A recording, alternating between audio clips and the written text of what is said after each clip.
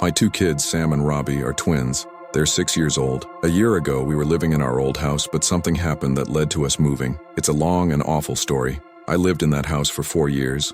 My wife Carol and I got married while I was living there, and we had our kids there too. The neighborhood was slowly changing, and not for the better. But we still originally planned to stay there for the foreseeable future. That was until this happened.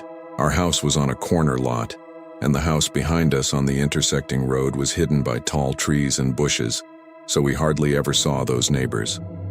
The neighbor to our right, however, was named Steve. He had moved in less than a year prior. At the time, I'd only spoken with him a couple of times. Both times I struggled to understand him due to his heavy accent, and he didn't seem particularly friendly.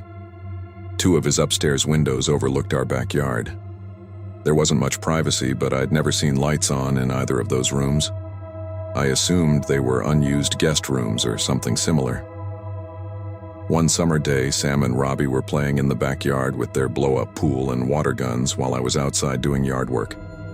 At one point, as I walked toward the detached garage, I saw Steve at one of his upstairs windows. He stood there for only half a second before turning and walking away. It struck me as odd, but I brushed it off. Later that day, as the sun was setting, the kids went back outside to play in their pool. Carol and I were in the kitchen while she prepared dinner. After a while, the kids' laughter suddenly went quiet. Robbie came inside and said there was a flashing light coming from the neighbor's window. I followed him into the backyard and asked him to show me what he was talking about. He pointed to one of Steve's upstairs windows that overlooked the backyard and said there was a white light flashing there. My heart sank as I immediately suspected the worst. I asked the twins if it looked like a camera flash, and they both said yes. I told them it was time to come inside, helped them dry off, and brought them in. I told Carol what happened, and she was just as concerned as I was. She urged me to go next door and talk to Steve. I knocked on Steve's door multiple times, but he didn't answer, even though his car was in the driveway. After a few attempts, I gave up and went back home. I told Carol he wasn't answering, which made what the kids said seem even more credible. While we couldn't prove that the flashing light was from a camera, it sounded far too suspicious to ignore. Weeks passed without incident until one night, Carol and I heard our side gate being quietly opened and closed. Carol insisted I go check it out. I turned on all the lights in the backyard and looked around but found nothing. Then I noticed the lights in Steve's backyard were on. I walked over to the fence to peek into his yard, and I nearly jumped out of my skin when Steve suddenly appeared on the other side of the fence. He asked if I needed something. I told him I heard someone sneaking through our yard and asked if he had seen or heard anything. He said no. I took the opportunity to confront him about the flashing light my kids had seen in his window. His reaction was overly defensive, almost yelling at me for accusing him of such a thing. Without proof, I couldn't escalate the situation, so I apologized and went back inside. Carol was furious, insisting he was lying. A few weeks later, in the middle of the night, Carol woke me up in a panic. The kids were screaming from their room downstairs. I jumped out of bed and ran to their room. Robbie was awake and crying, saying he'd seen someone outside their window and a camera flash. His crying had woken Sam, who was also screaming. I brought the kids to our room to sleep with us. With the lights off, I peeked out our bedroom window towards Steve's house. I scanned each window until I saw him. He was peeking out from one of his upstairs windows, the same one that overlooked our backyard. Furious, I stormed outside and rang his doorbell repeatedly, at least 15 times, but he didn't answer. I called the police to file a report against Steve, hoping it would be on record in case other complaints came up. After that, I never saw Steve again. I would sometimes sit outside waiting to catch him, but he clearly avoided coming out whenever I was there. Because of this, we decided to move within a month. We found a new house in a nearby town, and it has been a much better place to raise the kids.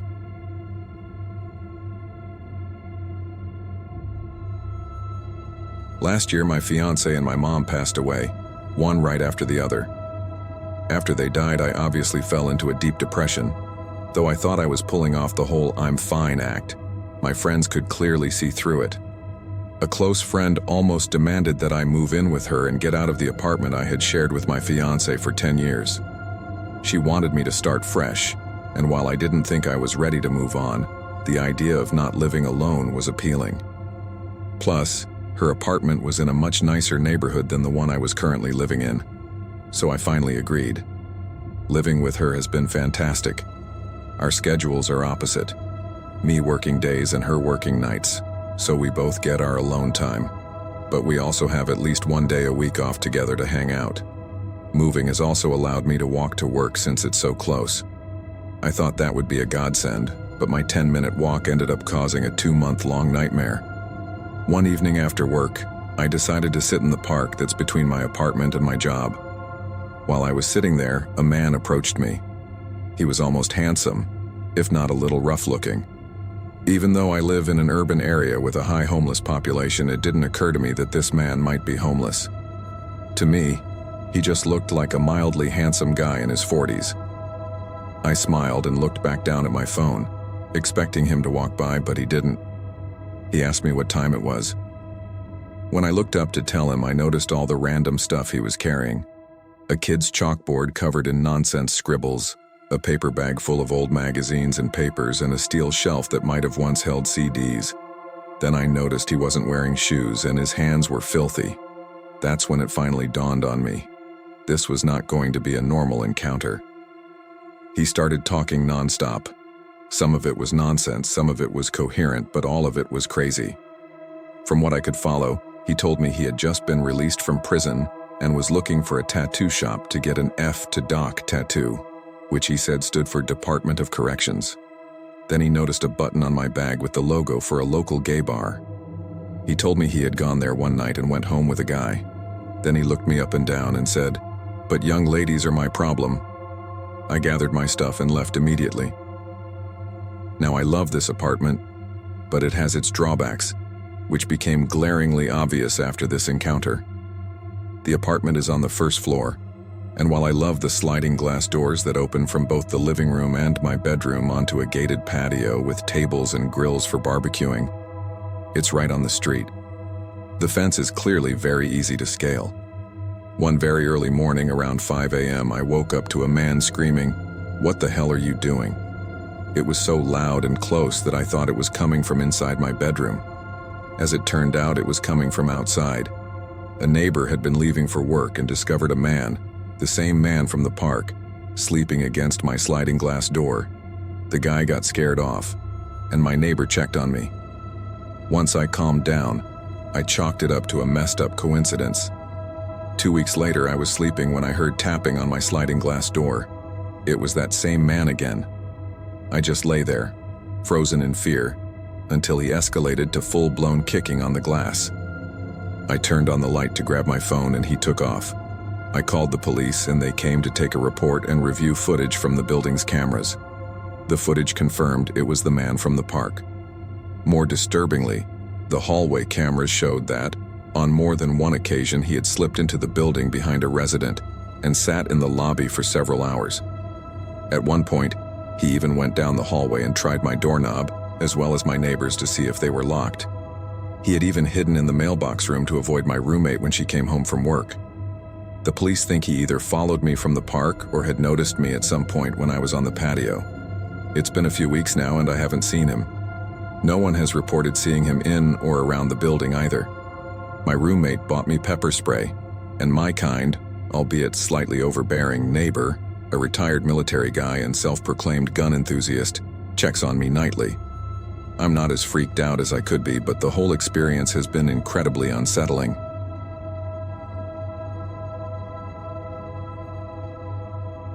I once had one of those moments that shakes your sense of security regarding neighbors.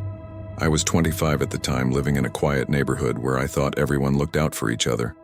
My neighbor next door, let's call him Mike, was a middle-aged man in his 40s. He was friendly enough, and I'd occasionally invite him to parties. He'd show up, usually bringing a six-pack or two. He had a son in the army, and we'd share light conversations about military life and local news. There were no warning signs that I could think of. One night I had plans to go to a friend's house, but I realized I'd forgotten something I needed to bring with me. After just leaving my house, I had to turn back. As I pulled into my driveway, I saw a figure jumping over my fence from my backyard. I slowed down, watching closely as the figure darted behind Mike's barn, which was just a few feet from my yard. I stayed in my car, unsure of what to do. After a moment, I got out, feeling a strange mix of anger and fear. I shouted toward the barn, telling the person to come out and bluffing that I had a loaded firearm with me, though it was actually inside my house. In response, I saw Mike's silhouette rushing toward his back door. I knew it was him, and I could only wonder what he had been doing. I walked up to his front door and knocked. When he opened it, he had a look of confusion and asked what was going on. I confronted him about being in my backyard and asked what in the world he was doing back there. He continued to play dumb, claiming he had been inside all night. At first, I wasn't too angry and tried to be civil, telling him that if he ever wanted to hang out, he could just call me or knock on my door. But Mike stayed in denial and started yelling insults and slurs at me. It was clear he was drunk. I had no idea why he had been in my backyard, but I knew for a fact it was him, and I wasn't going to take any risks in the future. I warned him that I kept my firearm close inside the house, and that if I ever caught someone attempting to enter, I wouldn't hesitate to use it. After that night, Mike never spoke to me again. However, he started watching me more closely than before. I'd catch him peeking out from behind his curtains, and every time I arrived home, I'd feel nervous, wondering if Mike had broken into my house. Months later, he moved away, and it was a massive relief. I no longer had to worry about my neighbor lurking around my property or invading my space.